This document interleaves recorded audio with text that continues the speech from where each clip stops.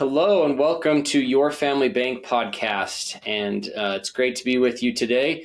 Really excited about our guest and what we're going to talk about. We're going to be talking about family businesses. It seems to be a big topic. A lot of times we talk about just the finance aspects of passing down to the next generation and so on. But business may be a big part of your portfolio. And so we've got a great guest in Jonathan. He is an author. He is an executive coach specifically around family businesses and family transitioning business. So, Jonathan, welcome to the show. Thanks a lot, Blake, for having me. And as I was talking to you before the show, I love working with next gen leaders. And I created this next gen navigator program because I'm really excited about helping people transition their businesses, helping the outgoing generation embrace letting go, enjoying life. I think I model that in my own business. I'm about to head off to Europe for a month, traveling in Morocco and London and Portugal, and I can still do my business remotely. And so showing that to the older generation, letting them realize that maybe there's something more than just showing up to work every day and defining yourself by that business. And maybe you need to just kind of step back a little bit to let your kids step into the roles that they want and do it differently than the way you did it and really lean into it. And these are the ones that need coaching because they need to learn a new set of best practices, because what got them here isn't going to get them to where they want to go. And especially these younger people who want to, maybe I used to promote, do you want a 2 to 10x your business? Well, come talk to me. So people who are on the outgoing generation, they don't want a 2 to 10x the business. They don't want to risk. They don't want to bet the farm. They don't want to lose what they already have. They built stable earnings, stable income, a stable business, and they certainly don't want to gamble on that. And they know when they turn over the control and the ownership to the next of kin, next generation, that all can be at risk if it's not done well. So it's so important. Yeah. So anyway, sorry for the long intro, no, but it really is. That's why we're going to have this conversation.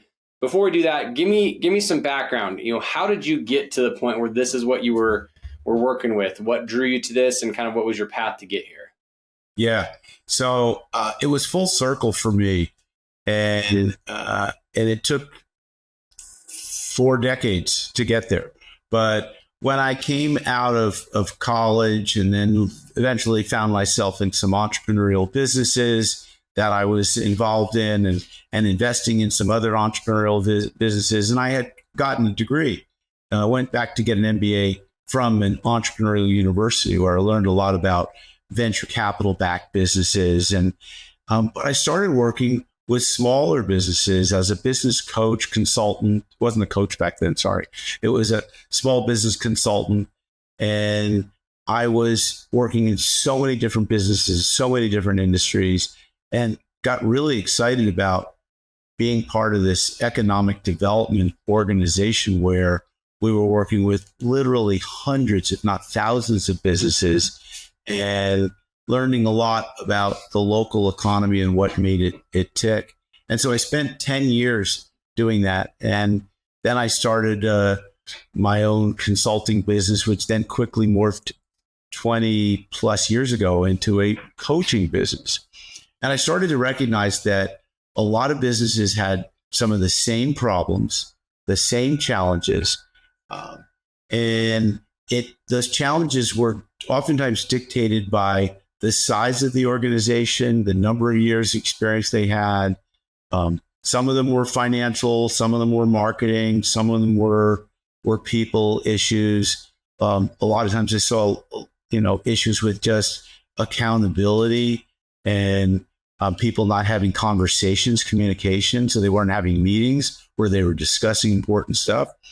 And so working for so many years as a coach and a consultant, I recognized that family businesses were the ones that I was mostly interested in working with and oftentimes, helping to grow their businesses.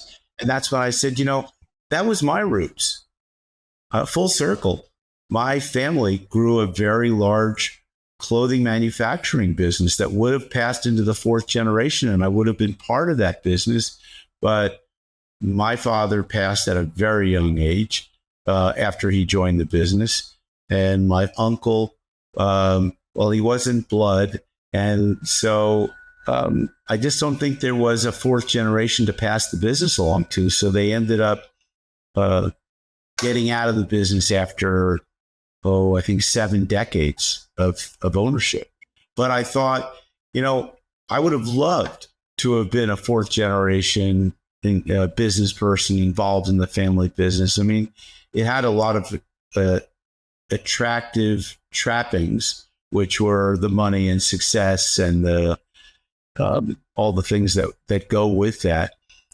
And I thought, why not help others to be able to pass their business along to the next generation? So that's, I think, the answer to your question of how I got into it and, my backstory. What is something interesting about you that most people wouldn't know? Something unique? Not many people know that at the age of 67, having done coaching work now for, I've been in my own business for 25 years, and having done consulting for 13 years before that, not many people would know that my life is a semi-retirement mode. I'm living in the East End of Long Island during the 5 summer beautiful months here in the glorious Hamptons, where are eponymous or with wealth and success, and you've arrived. And then I travel for a couple of months, going to Europe or Mexico or places, and that I can do my business from anywhere. And that at this point, I'm pivoting my business to really focus on this family business. Even though I wrote my book 5 years ago, I continued doing things like helping implement business operating systems like EOS or like scaling up in client companies. But now what really intrigues me is the generational transfer challenge that a lot of business owners and their children have. And it's because there's a lack of communication about what's really going to happen or how this is going to go down. And, oftentimes it's either the kids pulling the teeth from the dad, or the dad's or mom is pulling the teeth from the kid, so to speak. I want to be someone who is a force for good, catalyzing these changes, which might be disruptive, but growth oriented. And so all of the stuff that I'm writing and talking about is all about that. So I think that that's now more public to others, but I just shared it. So let's dive in, get some meat on this. What are the things that, early on that you've seen make the difference on whether there's a successful transfer, right? It seems like the clients I talk to, most of them go, my kids have no desire to be a part of my business. They don't want to be involved. They don't want to have to do what I do. So how do they get them kind of interested so that there is a possibility of this transfer happening? That's a great question. And I believe that nothing should be forced on that next generation. And the only probably time that it might have to be forced is with the early newer immigrant families, where you basically have to help out because the parents are working so hard. You might have to help out raising the other children or doing some of the responsibilities. And this is typically what you see. They're not my client base, but typically in the new immigrant businesses, you have to pitch in. In businesses probably like what you're in and what I'm in, the individual who's coming into the business really is more an agency over what they want to be doing. And so I think that really just modeling what could be, or your best life as an adult, and then showing them, this is available to them if they're interested. And if they're not, we understand it. And if they have other interests and completely outside of your business, you support that. But that there's an open door, and that door will shut at some point in time, either through closing the doors, selling it to another buyer, transferring it to another child. So it's not a forever, we're holding it for you, but it's available to you. And if you really love your child and you can work with them, then inviting them in to learn about it, participate. Yeah, so it's an actual invitation and discussion as opposed to just kind of expected and no one really talks about it. I think you hit on that earlier with communication. Sometimes it's just, well, of course they'll take over this. Well, have you asked them? No, but they will. Yeah, I guess again. They have no interest. And you see this. I've seen it with some of my clients. One family member had no interest in the business. One had a lot of interest in the business. And they have to figure out, the parents oftentimes have to figure out how we're going to transfer this business and be fair to our 2 or 3 or 4 children.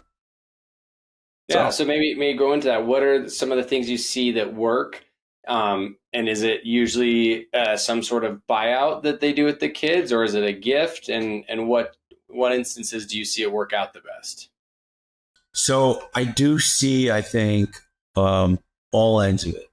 A lot of times in the smaller businesses where the value of the business is under the lifetime gift tax exemption or estate tax exemption, it's transferred to that child through a gifting mechanism. But other times I see, and I think it's always better, is if the adult child buys into the business, and that might require some indebtedness, maybe an SBA loan or some other types of private financing, because that person's going to have more vested interest in making sure that it succeeds.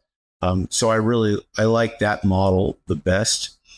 And where there are multiple family members and not everyone is interested, it's easy if there's assets outside of the business. So let's say they own some real estate, the parents, and also they own the business, and ideally they're of similar value. You could transfer interests in the different assets separately to the children.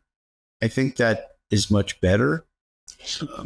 But that's where it becomes challenging because many business owners have most of their net worth tied up in their business. And so you might need to go to an outside finance company. This is not something I've been involved in any time recently, where you're recapitalizing the company such that you can gift some percentage of it to children and you have other assets to gift to those children. So it's so different, Blake, on a case-by-case basis. But I think most parents want fairness. And to me, fairness is about, you get paid a market rate for the role that you're doing, and you pay yourself a market rate for what you're doing, and that you look at equity and you look at income as 2 different things, as you know, right? One's a balance sheet item, one's an income statement item. So, you take your dividends based on profit, based on your equity in the business, and that you offer an opportunity to sell or transfer that equity to the next generation. So hopefully the quote that comes to mind that I've had in estate planning is, equal isn't necessarily fair and fair isn't necessarily equal. So just because, yes, the value of the business is X doesn't mean that's the same as if someone were to get cash, because in order for a business to be worth X, someone has to run it, someone has to do these things. So it might be that on paper, that business, the child is getting more than what the cash equivalent would be or the real estate equivalent. But that's okay. I think parents sometimes get so caught up with this idea of like, it has to be exactly equal. Well, is that truly equal? Is that fair for what's going on? Because there's just a lot of different factors that go into that. And like you said, each situation is different. So I think you need to have that. Your families need to have those discussions, and parents need to explain those views. And that comes back to what we talk about on the family bank side, is constantly educating your kids about those things as they're growing up. So when this event happens, it's not, blindsided. Well, why is he getting, that's worth this, and I'm only getting this? No, we have had these discussions and they know what's going on. Yeah. And I think one of the things that happens in larger multi-generational businesses, because you're almost thrust into it, is family meetings where you talk about the business. And these might be retreats, offsites, or, just where the family gets together. But the clarifying the vision that the family has for the future of the business, because not all family members want the same thing, and resentments can create incredible amount of conflict, and it highlights the emotional cost of either getting into that or avoiding that conflict. So defining why, the vision of the business, the future, the roles, instilling accountability, these types of things really matter. And if families aren't getting together on a regular basis to go through and review what the plan is going forward, this can create incredible problems. And so, like, if there was a single word that this all comes down to me, it's communication. It's simple, but it's not easy, and it's necessary. You've got to be in communication, and it isn't about the leader coming from a command and control. I've told you, son, this is how it's going to be, and this is the way it's going to be. And it's more like you got to listen also. I understand, I heard what you want, and let me tell you what I want. And now let's figure out how we do this together. Yeah, I think, the stuff where I've seen the worst is, parents put this plan in place in their estate plan, but they never told their kids about what the business succession plan looked like.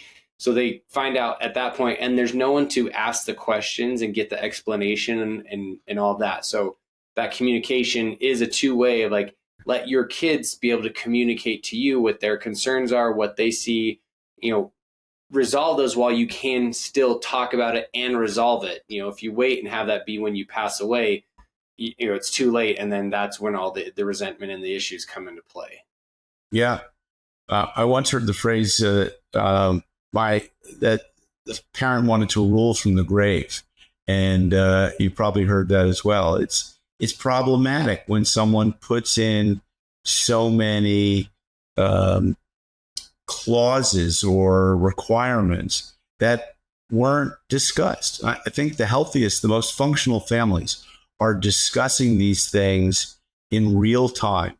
And if they're establishing some governance structures, that these are important because it'll prevent power struggles. It'll reinforce trust, and it results in more frequent interaction with open and honest communication, which is what's needed. And sometimes you need communication tools, and you need facilitators to act as lubricants in these meetings to keep the business engine and the family interactions clean and clear and joyful. Yeah, there's nothing wrong with having a facilitator. I think that's awesome. So I want to ask a question about structure-wise. I have clients come to me that say, well, okay, yeah, I have one son who's in the business, but like that's my main asset and I'm worried about the value. So maybe I'll just give him, 10% more, but every one of my kids still gets an interest in the business, but he's the manager and he makes all the decisions and the rest just get the paycheck there. Have you seen that structure first? And then if you have, does it work, or is there a better way to do it? So they shouldn't get a paycheck, right? But they could get a distribution or a dividend. And the challenge, though, becomes, let's say there's 4 kids, and let's say the oldest is growing the business, and let's say the business is grown under this oldest sibling from 5 to 50 million. So the growth of the company is 10x, and all the other siblings are now basically along for the ride, and they're getting a benefit, and it's a benefit that is beyond what was inherited.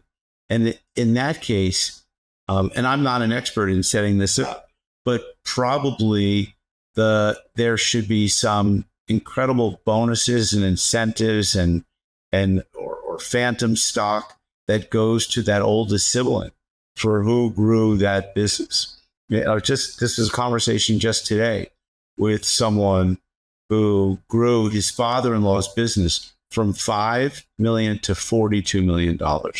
And in the final year, before he was basically exited out of the company, the father-in-law brought a son, blood relative, into the business. And that blood relative got trained in the business. And then the son-in-law was booted out because he was going through a divorce with the daughter of the founder. And he got nothing for the increase in the growth in the business. And that just seems unfair. And this is 20 years later, this person's living with resentment this entire time. That did not need to happen that way. Yeah, so clear communication. And then I think the other thing is have stuff in writing. I think it should be in writing, even with family. I think it's a mistake I've seen multiple times is they think, oh, it's my dad. I'm not going to do it. Or it's my kid. They'll be fine. They'll do all of that stuff that I ask them to. No, they won't. Once they're adults, you don't have that control over them. You can't, sign on their behalf. There's going to be issues there. So put it all out in writing. When I bought my dad out, it was a full contract. We valued the company. We both, we negotiated back and forth, and we put it all in writing, what the value was, how it's going to transition. Here's I wanted an option to buy the office building as part of it. That was put into the agreement. All those things detailed out. So that way there's no question. Hey, this is exactly what we agreed to, and here's how it's going to play out. And everybody understands that. I think that's just the healthiest way to go about this. And like Blake, if you can model that, and if you can share that, share that experience with your clients, how much more powerful is that? Because you've lived and breathed it. You know that it worked well. You guys both made a handshake and agreed on the deal, and hopefully you're both mutually happy. Sometimes a sale is that each party is mutually unhappy to the same degree, but it was fair. And fair is, like you said, fair is not always equal, and equal is not always fair, or vice versa. Yeah. In the problem we have, this is a side note, is you have that even with non-family members having those handshake deals and all of that stuff. You've got to put it in writing, because you never know what's going to happen. That person may pass away, whatever. So just lay it all out there, get it, pay for the documentation of it, and save yourself a lot of headache down the road, because it's just, hey, we've talked about it. This is what it is. Tell the other siblings too. That was a big concern with mine, is hey, I wanted this all documented, and I wanted to show that I purchased it, so that way they couldn't say, oh, Blake was just given everything, Exactly. No, that's not how this worked. So important. Yeah, that's great. So let's pivot a little bit. Let's talk about you personally. Was there a moment in time growing up that, your parents either modeled great financial opportunities and teaching you about finances and money, or even if you have a negative experience that kind of it cemented in your memory and kind of shifted in how you approached finances and money in business? It's a lot of years ago to look back on. I didn't have the benefit of having a a father for some of those years. My dad passed away of a heart attack when he was 2, and my mother then remarried, and he passed away a few short years later of also health issues.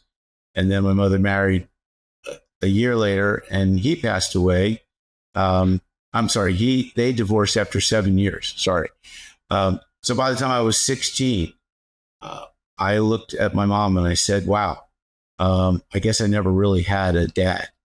And my mother was very fortunate because her father built a very successful business with his brothers. And so there was money in the family. It was always understood that it was to be enjoyed, but it was, you were never to be reckless with it. You were always to be philanthropic, but it's hard to teach kids about, philanthropic as opposed to about being personally responsible and being responsible and helpful to other people. So there was always a sense that if other people were struggling, that it's not only a right, but a responsibility to try and help those people out. So I think there was always very good, like, financial hygiene in my family. There was someone in the family that was not a relative, but that was part of my grandfather's business that managed the family money. It was the CPA. He managed the investments, and he was like the wise counsel that we would go to.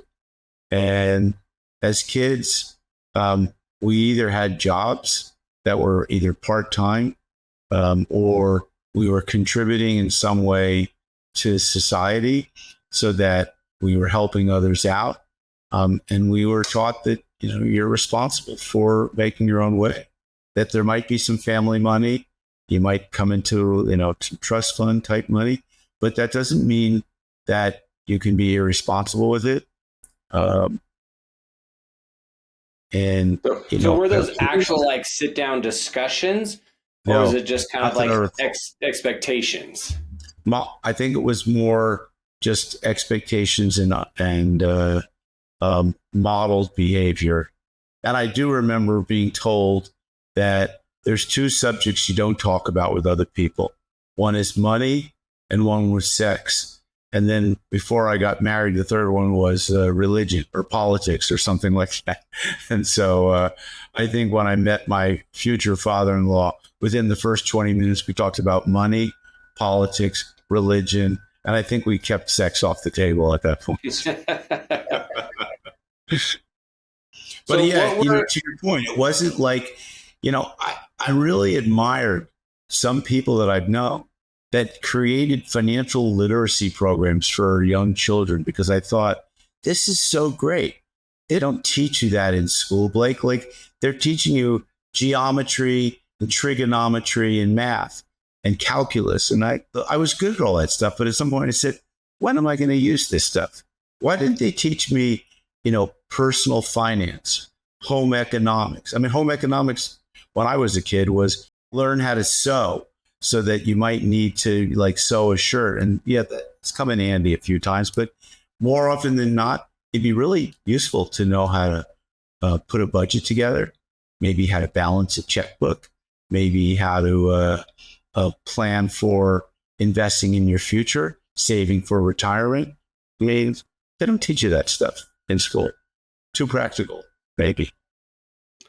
Yeah, and I think the point, we like to drive home here is, we as parents need to take on that responsibility of if we want something to be taught, it needs to be done by us. So in your case growing up, it was your grandparents modeling that and giving you some of that guidance. So what is it, since you would love to have that stuff, taught in schools, what are you doing for your legacy? How are you approaching teaching these topics and then eventually transitioning your business? Well, there's absolutely no transition plan for my business. About 10 years ago, I was trying to scale it up, and I hired a a coach. I brought him in, I trained him, and I just couldn't bring enough business to him, and he couldn't bring in business. And then I looked at the laws of California where it basically, unless you're an owner in a California corporation, non-compete laws are not binding. So I thought it's really not worth investing in this coaching business such that it's an asset that could be sold. So I plan on just winding down my firm. It gives me incredible lifestyle freedom. I don't have to worry about the people that work for me are all independent contractors. And, you know, legacy is an interesting thing. You know, what I think my legacy for me, Blake, is to work with enough next generation leaders to make them navigators of their own life, their own destiny, so that they leave their lives better and can possibly bring their children into the business. And so it's not, I think just by modeling what I think is really good, healthy behaviors, that hopefully I'll impact the lives of others. Yeah, that brings up an interesting, maybe touchy subject of sometimes, despite what you do as a parent, with teaching your kids all the things, you're doing your best to teach them about being financially responsible and taking care of themselves and so on. But there is this aspect of they get to choose. We talked about that accountability from the beginning with the family business. And so I think that's a good message for others is, at the same time, that's not a reflection of you. If they decide to go off another way, and that's okay. Your legacy shouldn't be tied to what your kids produce or if they join the family business. It needs to be, did you make an impact? Did you do all that you could and give them all the resources and support there without just giving them all the money and having them be entitled? I think it's really important. And there's, I can't put an age number to when it is that your child is mostly fully baked, but it could be 18. And it's dependent. It could be 16, it could be 12 for some, it could be 27 or 35 for others. But at some point in between those numbers, you get to choose, you pick the right number. Your child is mostly fully baked, and hopefully you've done the best thing you can with them. And now it's up to them to make the most of their lives. And not everyone does that. Not everyone, but I think every parent aspires to do it. It's very difficult. It's very different. But that's what we're trying to do here is provide information, stories, resources to help so that you can have the best chance of raising those kids with the tools that they need to be successful. It doesn't matter who I talk to. It always comes back to, you have to let them have opportunity. You have to let them struggle, and you need to let them make choices. And then you need to communicate openly with them. I don't know why we don't want to talk about money. It's the weirdest thing to me that's a taboo subject, because it has nothing to do with politics or religion or whatever. It's something that you use every day and that everybody has to use every day. So why don't we open those communication doors a little bit more? And then if you want someone to take over your business, let's open up that more too. Let them start, as you said, coming to the family board meetings, talking with the CPA, talking with the financial advisor. Those are the things that can really help. And so, I appreciate you sharing that wisdom with us. I think one of the most challenging thing for a parent is to let go at some point and recognize that it's really important not to enable your child, but to give them the tools so that they can enable themselves. When you enable your child, you rob them sometimes of their own dignity, and that doesn't give them what they need to learn. So we're not talking about dangerous parenting. We're talking about responsible parenting, where people have to learn some of the lessons on their own, and you have to watch and bite your tongue to let them learn it at their own pace. Thank you again, Jonathan, for being on the show today. Listeners, I hope you got a lot out of this, especially if you've got a family business. A lot of great things in here. If you want help with that transition and what that looks like, please reach out to Jonathan and his company, and they'll be able to help you with that. And with that, we'll sign it off for now, and we'll see you guys next time.